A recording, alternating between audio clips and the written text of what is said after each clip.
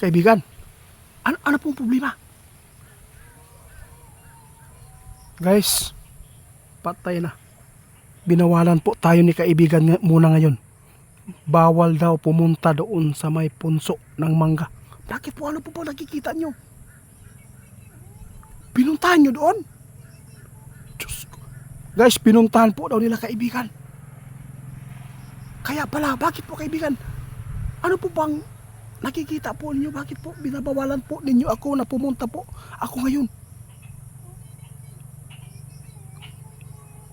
Salamat po sa inyo kaibigan guys. Alam po nyo guys, ito po yung bago. May alay po tayo din chocolate dito guys nilagay. No? Meron tayong chocolate. Kasi po, ngayon, alas 5 ng hapon guys, bibisitahin ko sana ang punso ngayon. Dahil meron po akong ibibigay sa kanila. Kasi gusto ko talaga nga makipag-usap sa kanila. Pero nakita ng ating kaibigan guys, pinuntahan po nila kaibigan at linyo doon po. Kaibigan, ano po ba nakikita nyo doon? Bakit po nyo ako binabawalan po? Sabi po ng ating kaibigan guys, mag-ingat ka itiit. Merong suyak daw. Merong nilagay po doon guys na mga patalim guys na tinabunan po daw ng mga dahon. Sino pong gumawa yan kaibigan? Bakit po? Nako, ito po yung sinasabi natin guys. Kaya pala guys, nagalit ang may-ari po ng lupa doon. Sus, nako po. Dahil pala sa mga taong demonyo. Grabe naman po yan kaibigan. Gaano po pa sila kasalbahis? Bakit po nila ako ginaganito? Wala naman akong kasalanan. Hindi naman masama yung pakay ko doon. Hindi naman ako magnanakaw doon. Nilagyan po nila ng grabe guys, nilagyan po nila ng mga kawayan guys, napatalim doon guys, para po tayo ay mahamak. Pasalamat tayo kay kaibigan. Kung hindi kayo pumunta dito kaibigan, wala, imposible kaibigan, hindi ako madidisgrasya po doon. Grabe, napakabuti po ninyo. Kitang kita po talaga ninyo kaibigan. Guys, matutuklasan na po natin kung ano pong tao na yan. Sinabi na po mismo ng ating kaibigan ngayon kung anong tao na nagmamay-ari po doon sa lupang ito. Diyos ko, grabe. Hindi ako makapaniwala ngayon guys. Nabuking na guys kung anong tao yan. Kaya pala kaibigan, binabawalan tayo. Mangkukulam pala ang kanyang nanay. Pati siya. Guys, kaya pala guys, binabantayan tayo ngayon dahil po gusto pala nila ang duwindi po doon guys, mabuti, sabi ng ating kaibigan. Nais pala ng may-ari na magpagabay. Totoo yan kaibigan. Gusto nilang gagamitin ang duwindi guys sa pamamagitan po ng masama. Ngunit hindi po sila masamang duwindi guys, mabuti sila. Ngayon po, natuklasan ni kaibigan guys na mayroon pong nilagay po doon na hait daw na butang, patalim. Mayroon po suyak.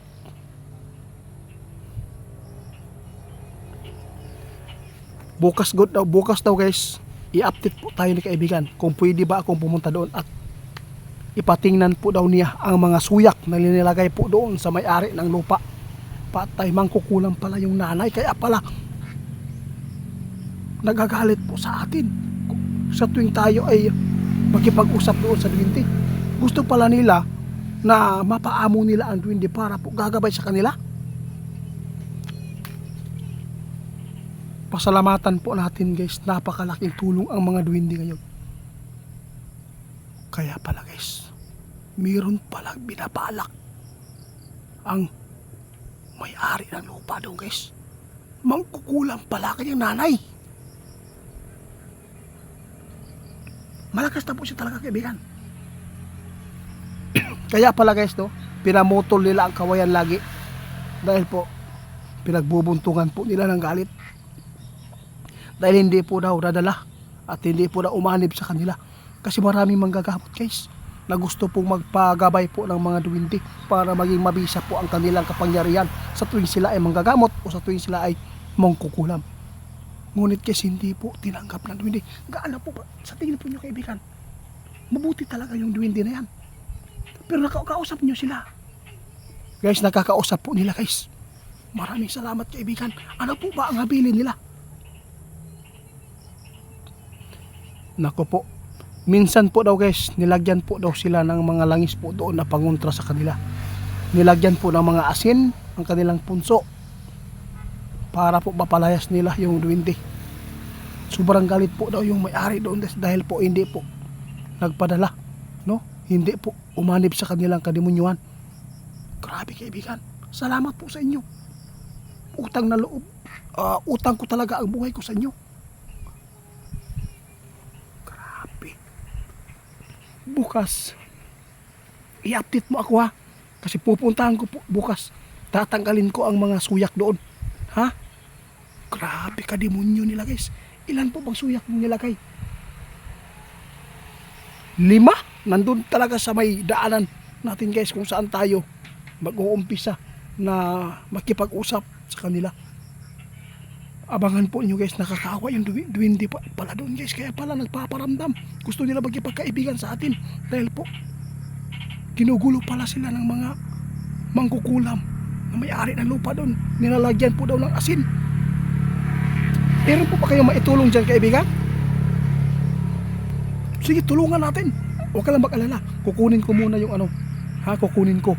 Kukunin ko muna ang suyak doon guys. Yung mga patalim na nilagay po nila na mga kawayan po doon. Abangan po ninyo guys ang magaganap dito. Makipaglaban tayo guys.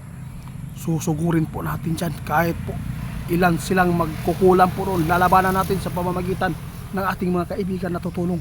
Kawawa, tulungan natin sila guys. Kaibigan, sana po sabihin mo kay Linyo ha, na salamat po talaga sa inyo na pinuntahan po ninyo at natugdasan po ninyo yung suyak na nilagay po nila doon.